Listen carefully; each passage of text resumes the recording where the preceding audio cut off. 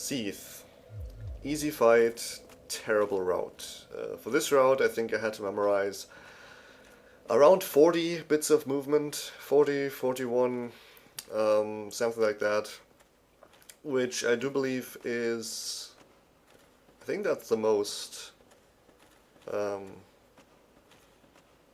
unless of course the movement for Bed of Chaos counts as one, because Bed of Chaos is pretty much 4 different sections, moving to Bed of Chaos and then right side, left side, and then actually killing it off.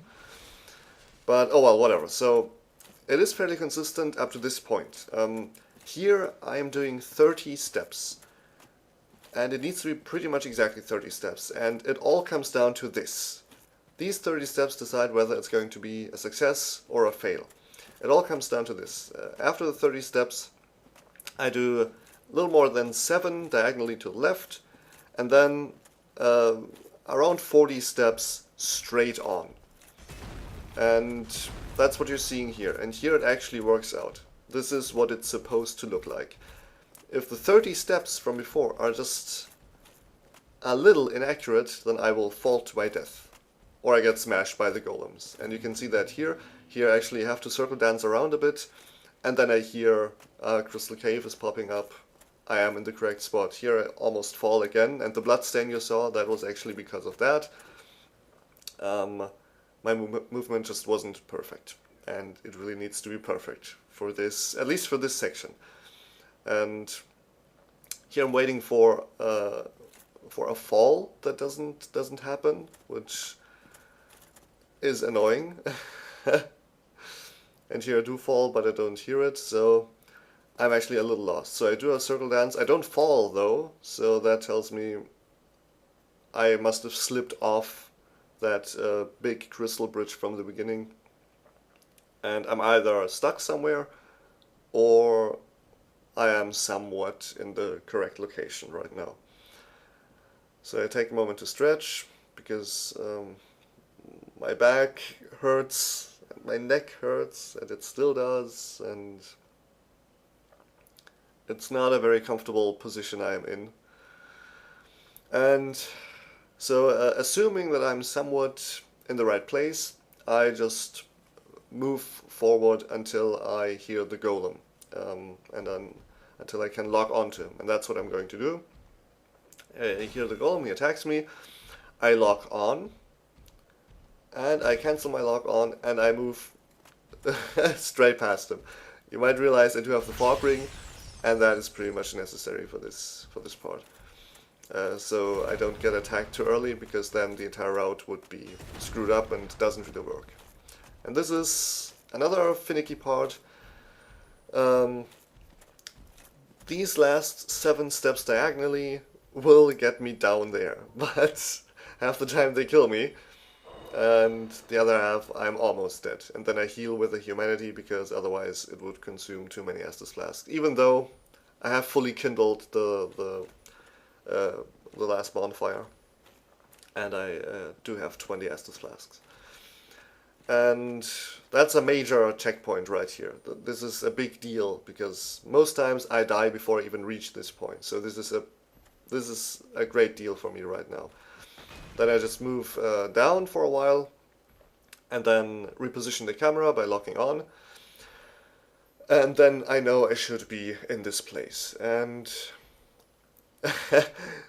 then I need to collect my thoughts again, need to make sure I have the right steps in mind. Unfortunately, my camera moved a bit, so this is not what it's supposed to look like. And an issue that comes with that is, yeah, you can see that right here. I do the back step, and then I move diagonally. But, and this is the good part about the crystal cave, these falling crystals, these crystal flakes, or whatever they are, they produce a sound, and I can work with that. And here I do realize that I'm not really moving very far, so I go back to the corner, because that's my checkpoint. I will always know where I am if I move back to this place. And so now I'm just experimenting. Another bit of accidental camera movement there. do a wall check, dance around.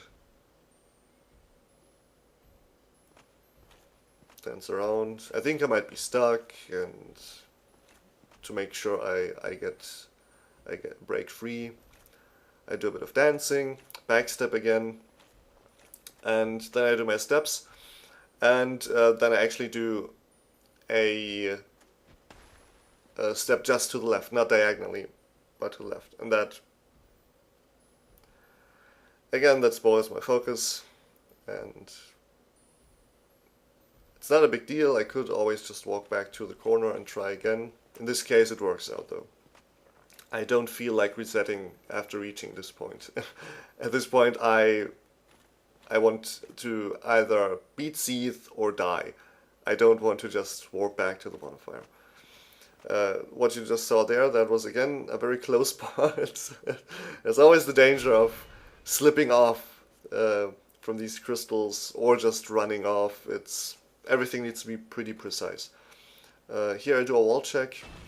I don't hit a wall, and just to make sure I am back to my original position, I do another strike, and then I walk straight forward. And this is something very unfortunate. I don't think this has ever happened to me in any of my test runs, and there you can see it, I break free. So I get stuck on that stupid crystal, but at that point I'm already expecting to hear a fall.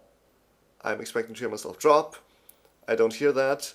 I move again, and then I break free. And then, in addition to that, I hear my phone ring. So this is actually 10 minutes later, around 10 minutes. I had to answer the phone and do a bit of real life stuff, and then I come back to this, and I move a few steps, and I hear myself fall. I'm both relieved and stressed out and extremely annoyed. That's really dumb. And then I just take one step diagonally to the left, and pretty much just around 40 steps straight on. That's the strategy here. After around half the way, I know that I'd rather be more to the right than to the left, typically. In this case, I should just keep moving. But instead, historically, if I fall down, I fall down to the left. So here I actually do a bit of dancing, which, granted, it works out in the end. It makes it even prettier, okay, but it was not necessary, and it's always frustrating to see that. If I had died there, the blame would have been on me, and that's really not a nice thought. But I did it. I reached this wall, and this is the next big checkpoint for me. From this wall, I can navigate to pretty much anywhere, and I know exactly what I need to do. So I do a wall check, and then just a bit of movement to the right, and then diagonally again. And the crystal back there, this is my next best friend, right here. I want to end up pretty much there. Get stuck for a second, which takes away one step, but it's not a big deal. In this case, should be a little more to the left here, but it's not a big deal. If I move between 4 and 7 steps diagonally to the left there, I should be fine. And then I'm lined up. I do know I have more than enough Estus flasks here, so I really just take one for safety.